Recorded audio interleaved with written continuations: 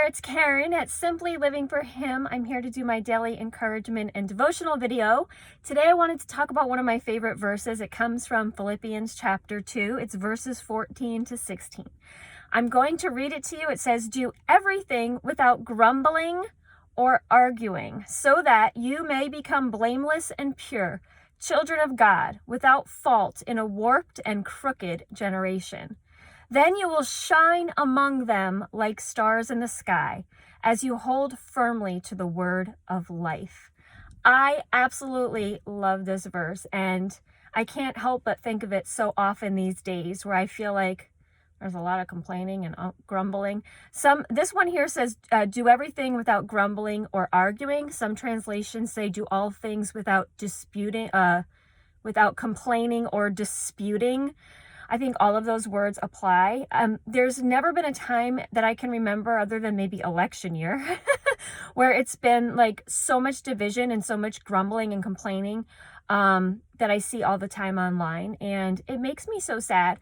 But what I wanted to remind you, the other day I did a devotional that talked about how good and pleasant it is when God's people live together in unity, from Psalm 133. And I'd encourage you to check on that, watch that one if you haven't. But this is kind of among the same idea. Because when we are grumbling and arguing and complaining, it causes division, number one. We can be grumbling and complaining in our own hearts, and we're still divided, because that puts a barrier between us and God. And, it is not pleasing to the Lord. And so in these verses, when it talks about grumbling and arguing, do all things without grumbling, that can be really, doing the grumbling with each other or against the things of God. Anytime that we're complaining, it's actually very prideful, because we are saying that we want things our way and they're not our way.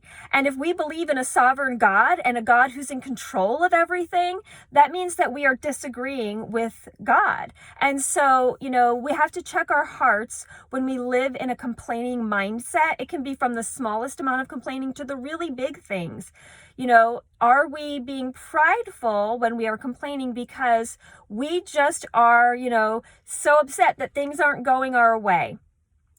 And again, when we grumble and we argue and we allow those things to get between us and others, that causes division, and that is not what the Lord wants. But most importantly, it goes on to say, so that you may become blameless and pure, children of God, without fault in a warped and crooked generation. Listen, the world around us is a complaining culture, right? The culture fosters complaining and arguing and dissension and discord. The culture fosters a prideful attitude, right? There's nothing humble about complaining. And so we are amongst a crooked, as it says, generation, and a warped generation.